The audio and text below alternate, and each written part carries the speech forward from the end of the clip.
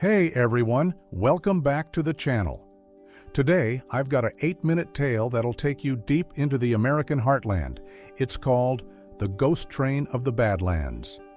Picture a lone drifter, a haunted rail line, and a secret buried in the Dakota dust. Grab a drink, settle in, and let's ride this mystery together. Jake Riley was a 30-year-old wanderer from Omaha, Nebraska, the kind of guy who never stayed put. He'd spent the last decade hopping trains, crashing in dive bars, and chasing stories from the road. In the fall of 2025, he found himself in South Dakota's Bedlands, a rugged stretch of cliffs and canyons where the wind howls like it's got something to say. Jake had heard rumors from old-timers at a gas station diner, a ghost train that roamed the abandoned tracks out there, seen only at dusk, whistling through the emptiness. Most laughed it off, but Jake? He lived for stuff like that. The story went back to 1885. A freight train, the Dakota Flyer, was hauling gold from the Black Hills mines, a fortune meant for Chicago. It left Rapid City on October 15th, loaded with armed guards and a secret stash worth millions today. But it never made it. A freak blizzard hit the Bedlands, derailing the train into a canyon. Rescue crews found nothing, no wreckage, no gold, just tracks ending in snow. Folks said the Flyer still ran, cursed to haunt the rails, its whistle echoing on stormy nights. Jake scribbled it all in his beat-up notebook, grinning. He had to see it for himself. Jake wasn't rich. His gear was a thrift store backpack, a cheap flashlight, and a phone with a cracked screen. But he had grit. He hitched a ride to an old rail crossing near scenic South Dakota, where the tracks hadn't seen a train since the 50s. The plan was simple. Camp out, wait for dusk, and listen. Locals warned him off. That train's bad news, kid, but Jake waved them away. By late afternoon, he was perched on a bluff overlooking the rusted rails, the Bedlands stretching out like a Martian landscape under a gray sky. Hours dragged by.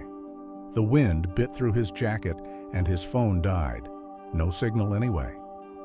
As the sun dipped low, casting long shadows over the canyons, Jake started doubting himself. Maybe it was just a tall tale, something to spook tourists. He was about to pack up when he heard it, a low, mournful whistle, faint but growing louder. His pulse quickened. He grabbed his flashlight and scrambled down the bluff, boots slipping on loose rock. There, in the distance, a plume of smoke rose against the twilight. No way, he thought. No way this was real. Out of the haze rolled a train, old, black, its engine chugging like something from a history book. The Dakota Flyer. Jake froze as it slowed, its cars creaking past. Freight boxes, a passenger car with cracked windows, and a caboose trailing smoke. Faces pressed against the glass, pale, shadowy, staring right at him. The whistle blew again, sharp and piercing, and Jake stumbled back, his flashlight dropping. The train didn't stop. It curved into a canyon where the tracks ended, vanishing like it had been swallowed by the earth. Jake's hand shook as he grabbed his notebook. He'd seen it. The ghost train was real. Ethan wasn't the type to let a mystery slip away. He marked the spot, a jagged ravine where the tracks just stopped, and vowed to come back.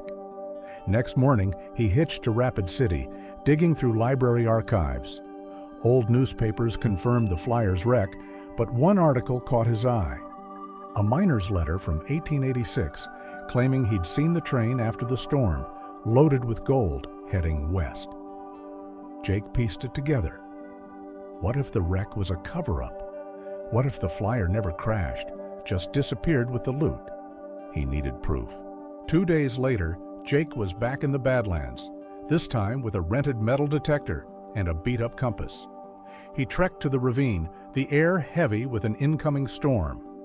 Thunder rumbled as he swept the detector over the ground. Nothing but rocks and silence. Then a hit, a faint beep near a cave opening half hidden by brush. He crawled inside, flashlight flickering, and found a rusted rail spike and a leather pouch. Inside, gold coins stamped 1885 glinting in the dark. Jake's breath caught. This was it, the flyer's treasure. But the cave wasn't empty. A cold gust hit him, and that whistle sounded again. Close, too close. Shadows moved along the walls, and a voice rasped, "You found it, boy!" Jake spun around. A figure stood there, tall and gaunt, in a tattered conductor's uniform. "The gold's ours," it said, eyes hollow. More shapes emerged, guards, miners, their faces pale and furious.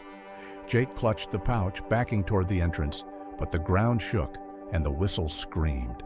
He bolted, coins spilling as he ran, the shadows chasing him through the storm. Rain lashed the Badlands as Jake stumbled to his rental truck, the pouch empty, but his heart pounding. The whistle faded behind him, swallowed by thunder. He drove all night back to Omaha, soaked and rattled, the metal detector abandoned in the chaos. At home, he checked his notebook, smeared ink, but one coin had stuck in his pocket, a single gold piece, proof he wasn't crazy. He locked it in a drawer, swearing never to go back. Weeks passed, but Jake couldn't shake it. He researched more. Tales of the flyer popped up every few decades, always near storms, always gone by morning. No one believed him, not even the diner old-timers. Then, one night, a postcard slid under his door.